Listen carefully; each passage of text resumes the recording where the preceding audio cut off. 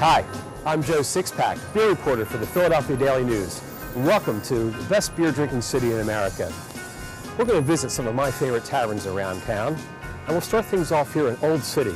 This is a section known mainly for its history, but in reality, this place is just teeming with great bars and taverns, terrific beers. I think I counted more than 150 tap handles serving the best ales and lagers in the world. Join me.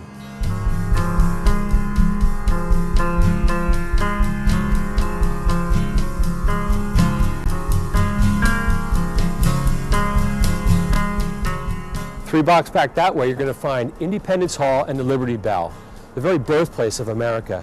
But you're going to get thirsty after visiting them, so you should make your way down here to 2nd and Chestnut, where you'll find such spots as Buffalo Billiards, Eulogy Belgian Tavern, Brownies, and this place, Triumph Brewing Company, Old City's only brew pub.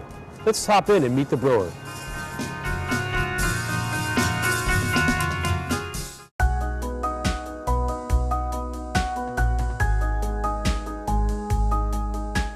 Colonial days, many taverns, including Philadelphia's famous Tun Tavern, made their own beer. This award-winning brew pub follows that same tradition with a great lineup of ales and lagers. I'm here with brewmaster Patrick Jones. Let's talk beer now. Tell me a little bit about Triumph Brewing. We opened up in April of '07. The batch size we have is 15-barrel system. We brew 1 to 2 times a week, depending on the season. We offer an eclectic menu of both ales and lagers that come from the major brewing countries of the world, whether it's American, Belgian, English, or Germany. This brew pub's known for its lagers, though. Absolutely. What's the difference between an ale and a lager? It's basically the yeast that you employ and the temperature in which the yeast works. Lagers are bottom fermenting beers, usually done somewhere around 50 degrees. Ales are top fermenting beers, somewhere around 70 degrees. And the taste is a little bit different too between an ale and a lager. Right. Lagers in general usually are much more crisp and clean. Ales, on the other hand, can be a little fruitier in addition to whatever malt and hops you happen to use in your brew.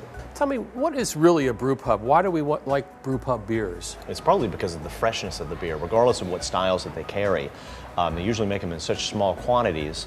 And the popularity of brew pubs nowadays mean that the speed in which you would be able to consume that beer would be relatively quickly. So they constantly make new batches all the time. So the freshness of the beer is one of the keys to brew pubs. Well, that's the great thing about coming to a brew pub. I mean, normally you go and you get your beer out of a tap handle and it's from a keg that might have been shipped across the country or across the Atlantic, but here's the beer right here in these big tanks. Absolutely. We know it was made right here. Mm-hmm. Patrick, I'm curious about all these styles we've got here. Let's pick one here, the Rogenbach. It looks really interesting. Can you tell me a little bit about it? Absolutely. Rogen means rye in German. The beer has obviously rye in it, in malted and flaked form. We also use malt vinegar, lactic acid, and caraway seeds. And it gives a flavor that's very reminiscent of what you would get in marble bread. It's funny to hear malt vinegar in a beer. You might turn your nose up at that, but this is not a sour, tart beer. It's a nice, very drinkable beer. Mm-hmm. Hey, Patrick, thanks a lot for telling us all about your beer. Oh, you're welcome. Cheers. Anytime.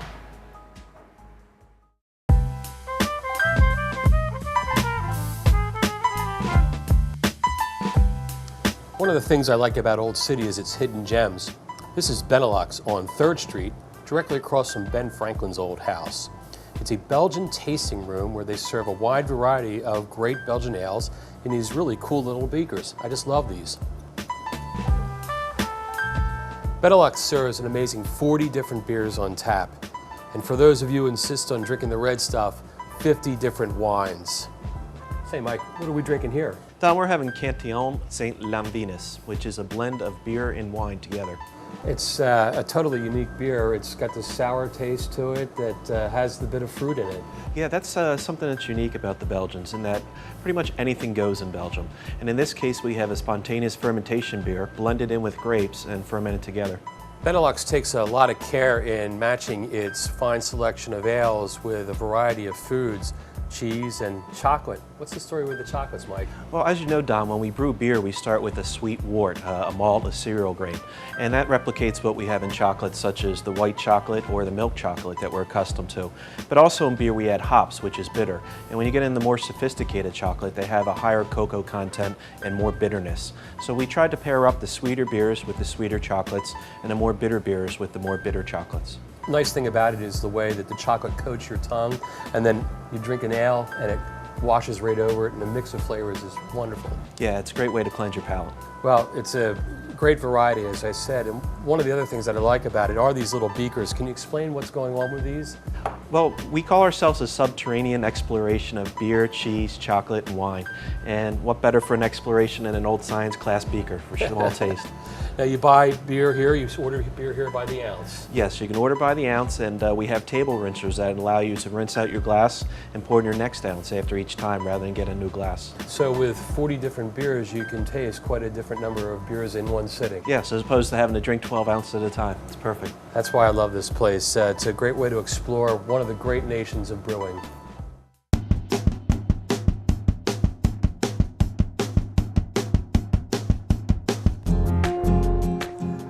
A must-stop in Old City is the Khyber. Now this place has a great reputation for its live music scene, but I come here for the beer and the history. 200 years ago, our forefathers raised glasses in Old City's taverns and wrote the Declaration of Independence. The Khyber dates back to the 19th century. That back bar there was built for the 1876 Philadelphia Centennial Exposition. You can't help but taste and feel the history. These days, the Khyber's known for the guys behind the bar. Let's talk to one of them a little bit about the current scene, Paul Havlin. Paul, tell me a little bit about the Khyber. It's a live music venue. It's been around for years. We have a lot of bands coming through here, local, national, international, everybody from the White Stripes to the Strokes to Iggy Pop has played here, and it's a great scene that goes hand in hand with a great local beer scene as well. Yeah, that's the amazing thing is that, it really does have a reputation as a great music place, but you get inside here and you can be listening to great music and drinking really, really good beer. Now, though, it's known for a really good draft beer selection. Yeah, we have 12 beers on draft. We stick local, and have a lot of West Coast beers. We go a lot of European stuff. Hoegaarden is a huge seller for us. And of course, you have the local beers as well. Absolutely. Trogs is a giant seller for us. Yards, of course.